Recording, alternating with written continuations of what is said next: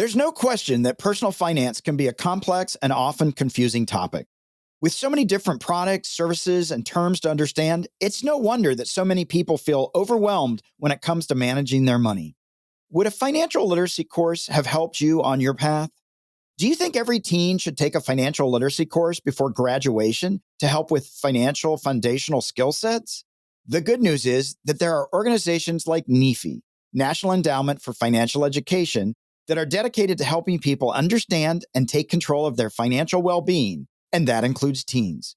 30 years ago, NEFE began their commitment to further the field of financial well-being. And in celebration of this milestone, my team and I have created this special series called NEFE In November. Each week for the month of November, I invite an employee of NEFE to discuss some of the most pressing issues facing personal finance education in the U.S. today. In this episode, it's my pleasure to have President and CEO of NEFE, Dr. Billy Hensley, back again to discuss a recent NEFE poll that explores the need for effective financial education in schools. To learn more about NEFE's recent article and poll, Most Adults Support Financial Education Mandates, visit nefe.org or click on the link in this episode's show notes. I'm Bob Wheeler, and this is Money You Should Ask, where we explore why we do what we do when it comes to money.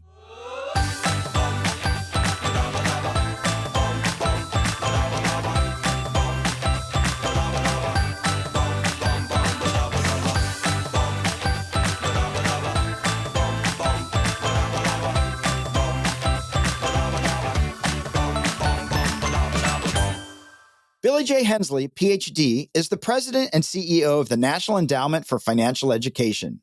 Since his appointment in 2018, Hensley has led NEFE through the development and execution of its first strategic plan, sharpening the organization's mission, vision, and core values, and cultivating broader transparency and effectiveness.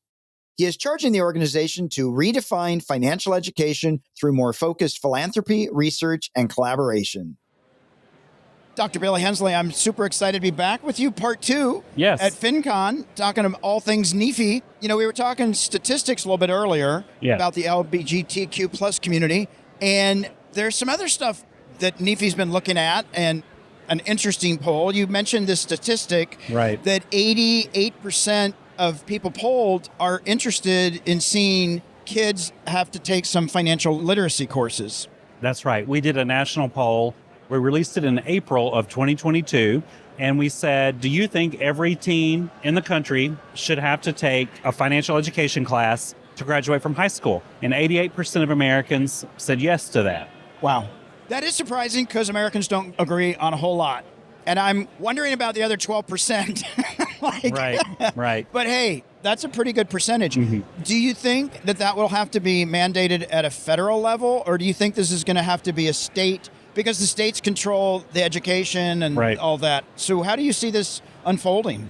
Well, education is a locally driven thing. It's driven by largely local property taxes or some sort of state funding mechanism. So it'll have to happen at the grassroots state level. In some states, even district by district or even school by school. Every state is different in how it structures requirements to graduate. And it may state superintendent of education sort of advocates it, or the state legislature. And in other states where it's sort of bottom up, if you will, grassroots, it may be that enough districts find the value in this and advocate for this, that there becomes a FOMO thing. Right. Oh, well, so-and-so school district requires this or has this as a guaranteed course to graduate. Why aren't we doing this? Why are we withholding this from our kids? So it's different tactics in different states, but there's great broad support for this. I was thinking in my mind, though, the feds could maybe step in and say, if you do the programming, we'll give you this much more for education. I mean, they do that sometimes, right? Enticed with federal funds. They do occasionally. They may do some sort of block grant initiative, meaning states can apply for funding. Maybe they tie to other initiatives like workforce development initiatives or career and technical education. There are different ways that federal Department of Education can incentivize this, yes. And what do you think NEFE's role might be in all of this? Now that you've got the data, will you go to local school districts and try and help them, I don't want to say mandate, but help write the curriculum for a course that might be required? Well, our work will largely focus on helping state legislatures understand, and departments of ed, or even school districts, how to do it right. That's the thing with some of the requirements of the past, some of the mandates of the past, is they've been unfunded. The teachers weren't given any professional development on how to teach the topic. If you go from something not being required to something being required, there becomes a huge gap if you don't provide any kind of professional development or training for the educators. And so our work is to make sure that it's quality and effective. We're very intentional by adding the word effective in front of financial education, because a lot of things can call itself financial education, but in our mind, that bar and the standard has to be high to make it worth it, because you want it to work well. It's too important to just sort of check a box and move on, to do one workshop, one lecture, and then you're finished. What we want is well-trained teachers. We want quality curricula. We want evaluated materials, relevant subject matter, things that students can relate to and understand, and maybe even start applying immediately, because teens are consumers, middle schoolers are consumers, and so are children. Do you think that lack of financial literacy is just a problem in the U.S., or is this something global? Because I think your statistics are mostly U.S. I'm just trying to figure out why we are so lax and so not seemingly having previously cared that ourselves or children, future generations are getting this super much needed information. Well, if you go back far enough, financial education was part of compulsory education. Wow. I have textbooks in my office, math textbooks, that were published in the 19-teens, and financial decision-making, financial calculations, money management were a part of all of those math textbooks at multiple grade levels. So it was part of basic compulsory instruction for many years. Things kind of go in and out of favor in education. That's just typical, in any industry. And funding, all these things sort of help rank things. But our financial lives are more complicated now. There's more need now to sort of understand the financial landscape and how to navigate that. And these measures of financial literacy are actually done at many countries across the globe. And the U.S. is barely in the middle. Wow. Yeah, we have very complicated financial systems. Regulation, depending on where we are at any moment in time, can be stronger or weaker. Products can become more consumer-friendly or less consumer-friendly. But the theme here is that this is a global issue. Yeah. Well, it seems to me that the less financial education I have, I don't even then know the rules. So, I became a CPA not because I'm like, I love rules, but I want to know what the rules are. So can I push over there? Can I push over here? But if you don't know the rules, you can't win at the game. You're it's on the house. Right. So I just wonder about this piece where we're like, financial literacy. Well, there's this interesting dynamic in this that we're in, and financial education, financial well-being, if you will. Some people feel that education alone is enough, because if you give people enough information, then they can make the decisions that work for them. And then they know, so they can do what they want with the knowledge. And then there are people on the other far extreme of that who say the financial landscape is too complicated for the average consumer. We need to sort of regulate enough protections that they can't make mistakes.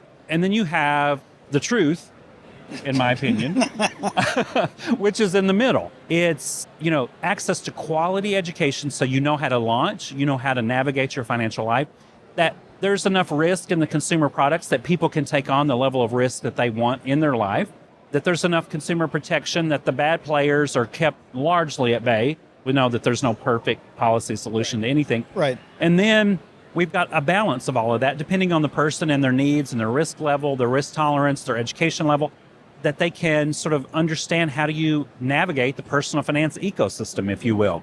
And then there are all the things that underpin all that. We talked about that in the previous episode about socioeconomic status and sort of starting from behind, almost, if you will. And so when you have all of that layered in, and then you have no access or very limited access to quality, free financial education, and you don't have access to good products and so forth, it creates an imbalance in the financial ecosystem. How do you think technology plays into financial literacy? Like, I know during the pandemic, kids are working from home. Their parents may not be able to afford the internet. They may not be able to afford an Apple computer. Right. And so now I have even less access to information, even on the internet, about how to educate myself around financial literacy. Yeah. Well, fintech, that's the phrase we all use to describe this. It gives an opportunity to participate in the system. you have more opportunities. You have more opportunities to use sort of regulated, insured banking products. And so there's a phrase in our industry called financial capability. Right. So financial literacy is sort of the measure how you build knowledge. Financial education helps you build knowledge, but you have to be able to apply that information. Right. So if you don't have access to good products or a bank, or if you live in a banking desert, meaning there's not a lot of secured, insured financial institutions close by, but fintech can help you participate. So when you know the information and can apply it, that's financial capability. Right. And so if you have too many products and not enough education or vice versa, there's an imbalance. Yeah. It's interesting. You're talking about regulated and all that stuff. There are some companies out there, and maybe they're regulated and maybe they're insured. I don't always still necessarily know that I trust them. Sure. Right. I don't know, because the blue one looks like the green one, sort of looks like the yellow one, but maybe they're not all good. And maybe that comes with financial literacy, but how do I know when, this is the one I can trust? This is the technology. Well, there's a lot of noise, and that's why we think education is so powerful. The more you know, the more confident you are. You know which questions to ask. You know what markers to look for. The average consumer isn't necessarily looking for a very complicated, nuanced, high-risk product or tool. But financial education can really help people sort through the noise and know how to advocate for themselves, and then know when to ask for help from someone who thinks about this and breathes this all the time. I mean, that's the great thing about this poll we did, that 88% of Americans, it's because a lot of people would have felt more empowered. Right. This is my opinion, my interpretation of the data. They would have felt more empowered to navigate their own financial life. We also asked them, do you wish you had taken a financial education course? 80% said, I wish I had taken a course as well. I also want others to do it. And that number is higher because they realize that the financial world we live in is much more complicated, more nuanced, and they also wish that they had taken that. And you mentioned the other 12%. We know a little bit about the people who didn't say yes. Mm-hmm. It's largely people from lower income backgrounds, people of color, and lower income people, because there's a lot of financial shame in financial education. We blame a lot. We point fingers. We harangue people for taking student loans. Right. We do a lot of things instead of just helping people navigate where they are and understand how they got there. We don't ask a lot of open-ended questions. We just say, there's a lot of judgment there. And I have felt that in my own life for decisions I made. I went to a private liberal arts college and took student loans. But what we don't understand is that for some kids, that smaller, nurturing environment is what helps you graduate and graduate on time and understand how to navigate the social cues of work life that you don't get at these large schools that are, quote, cheaper, but you actually still get more value. At least that was my experience. And so I think people aren't pro-fin ed sometimes when they have had a bad experience. And so our goal is to improve it exponentially so that we get that number to 100%. Yeah, absolutely. So I'm thinking with my own clients even, and with myself, I know enough. So I bought a house and I'm going through the closing statement, right? And I noticed that the realtor has charged me for the property tax already paid instead of giving me credit for the property tax, right? So it's when you flip it, it was about a $5,000 loss on my part. And I look through it and I go back and I say, you actually owe me $2,500. You took it from me. They had to cut me a check for $5,000. But most of my clients look at that stuff and they just go, well, the escrow person did it, so I trust them. Right. And the escrow person says, well, the computer did it, so I trust it. Mm-hmm. So what would you say to somebody that's out there? They've already finished high school. They've already finished college, maybe, and they're embarrassed. Yeah. They don't know. Right. We don't want to admit we don't know. We want to be financially sophisticated. All of us do. I think that no matter where you are in life, no matter how much money you make, no matter how many courses and books you've read, there are always going to be mistakes. And so understanding how do you advocate for yourself, how do you double check things, I think confidence is a key when it comes to managing your financial life. Not overconfidence, so that there's so much confidence but nothing of substance behind it. But that's how I feel when I look in the mirror. I was like, God, that guy's handsome. But then all the rest of the world's like, no, sorry. But but all kidding aside, having the confidence to advocate for yourself is powerful. And you may have had a class in high school a few years ago, but it doesn't mean that this is not a lifelong pursuit. Financial decision making is an ever-changing landscape. Mm-hmm. And things are going more and more to computers. I just found a mistake recently. The staff tease me because I still balance my checkbook. I take a literal ledger and write down every debit card transaction and every check, which are very few checks, Right. and write them down and balance it, because you just never know when someone's going to make a mistake. And I have found two recently. I had gone 2 or 3 years with zero mistakes.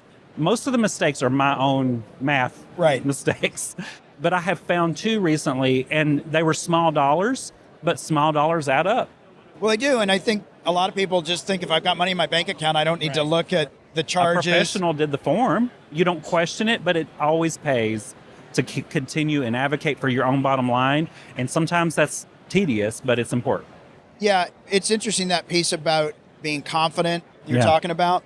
As a CPA, a client will give me information, and yet I still am optimistically cautious, right? Sure. And I'm skeptical. And even when a client will go, no, I didn't have any other information, I'm like, I'm going to pull an IRS transcript just to check. Yeah. And I'll go, you had like 300 transactions for capital gains. What? Oh, yeah, that's right. Like, they're like, you're crazy, Bob. This is it. Yeah, Wait a minute. right. And so I think for me, part of being confident is having a little bit of skepticism and a whole lot of curiosity and a willingness to ask other people just to double check, because there is so much going on and there is so much noise and there is so much information.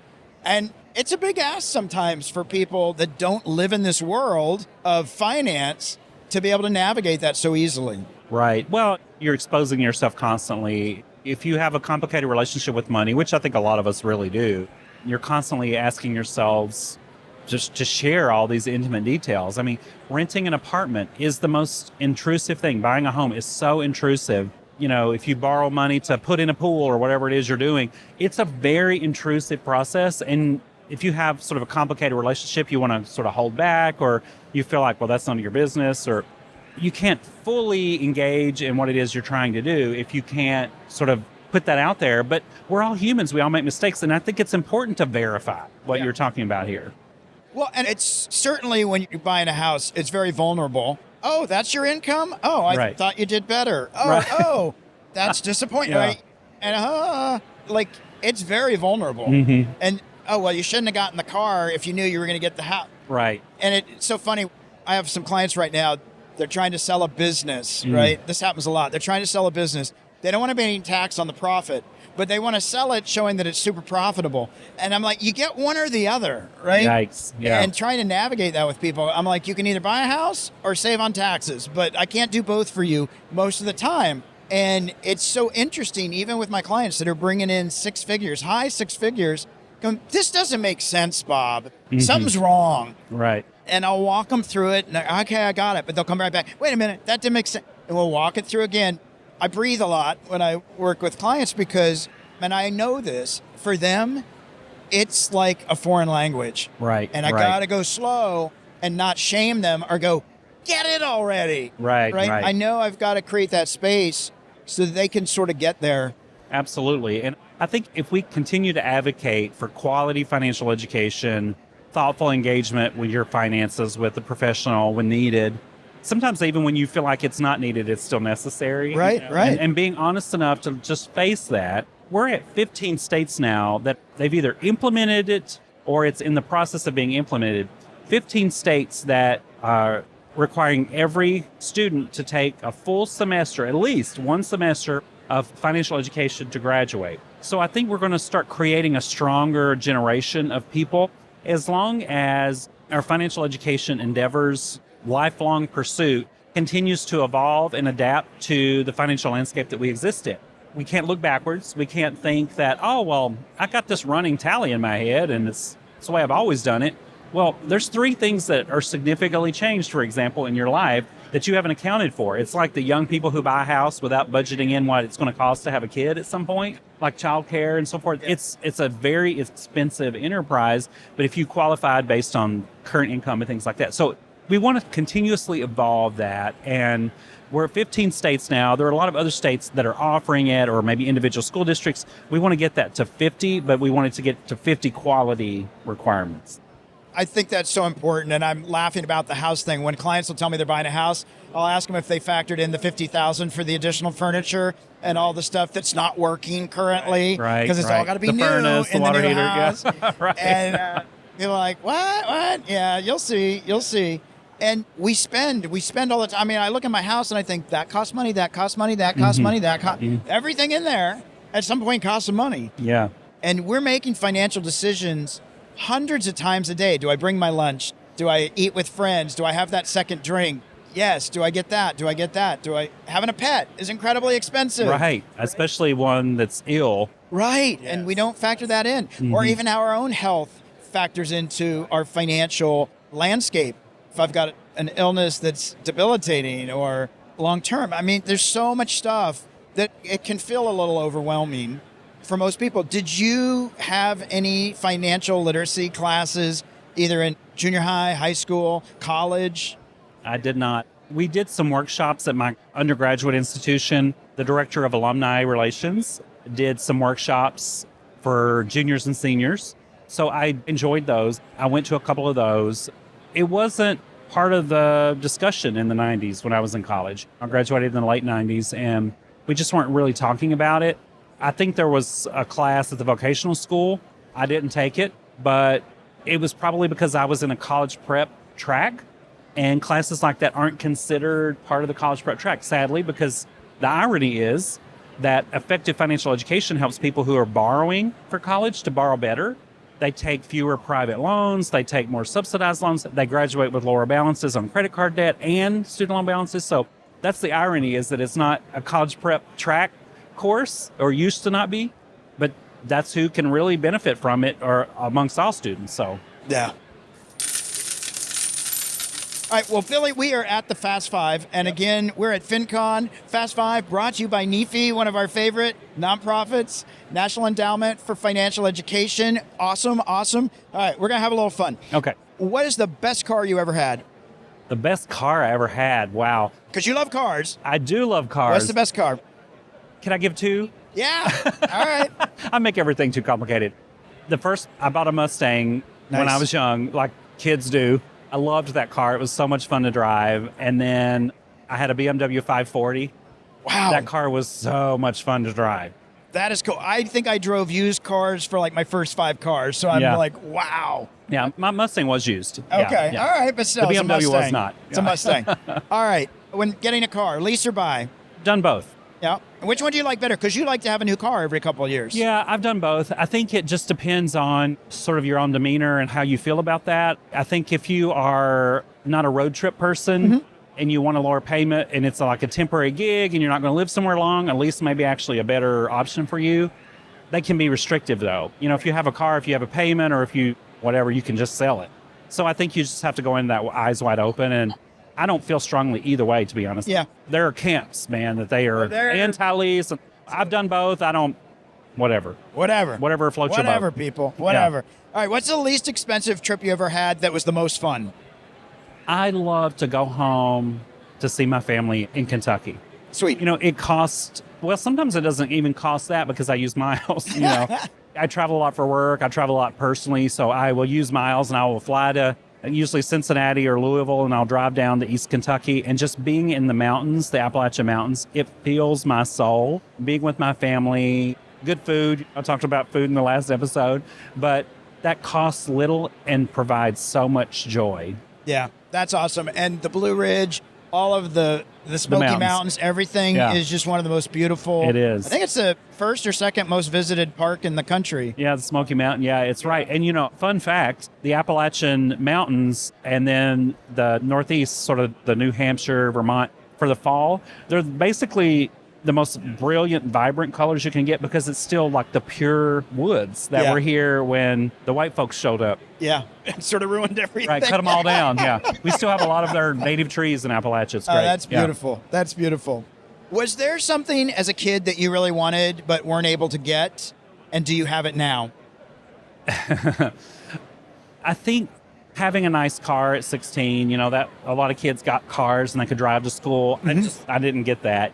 I did get a car when I started college. It cost me $3,995, a Plymouth Sundance. It was 5 years old. It had like 60,000 miles on it. My payment was $135 a month. I had to turn off the air conditioner when I went up a hill because the engine was so weak. But it was a fun little car to drive around and go to school in. But I didn't get a car when I turned 16. I didn't get a new car.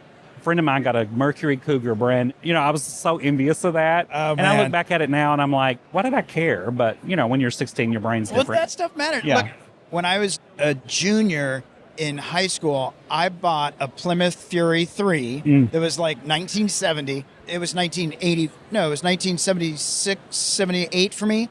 And it was like 70. I paid $200 and I had aluminum foil to help connect the battery to the charger. But in college, everybody loved that car, right? Everybody else drove like a Mercedes and all that stuff. And my car was the car that we could go. A couple of Plymouths. We would have had fun. Yeah. You could fit 80 people in a Plymouth. I mean, it's pretty amazing.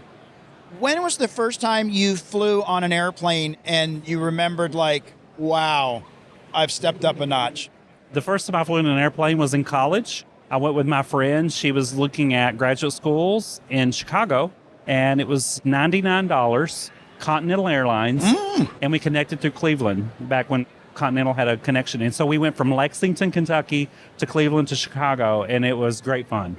Yeah. I grew up in a small town, and I think I was one of the few kids because my grandparents were in California. So I was the only kid, my siblings and I, that had been on a plane, been on a train, been out of state, been out of the city. It was a small town when I was growing up. But planes, sort of nice, as long as they land, Yes. And now I'm a 100,000-mile-a-year person. There you go. There you go. So we are at the M&M spot. Money and motivation. Do you have, I know you gave us one before, but I'm going to put you on the spot and ask for a second one. Do you have a financial tip or a piece of wealth wisdom you can share with the listeners? Well, this is philosophical. My grandfather, who I mentioned in the previous episode, used to say that your value is much more than your bank account. Mm-hmm. And I think if we can embrace that and believe that, then all the rest of it is just details. Yeah. Yeah. Absolutely. Absolutely. Well, where can people find you and NEFE online celebrating their 30th anniversary? Yes. Twitter at Dr. Billy Hensley, Dr. Billy Hensley, and at NEFE_org or NEFE.org website. Awesome. We'll put all that in the show notes. Dr. Billy Hensley, it's been such a pleasure. We love what NEFE does out there, educating people and collecting the data. So thanks for the work you do. No problem. Happy to do it, and hopefully it helps everyone else do their job better. Awesome.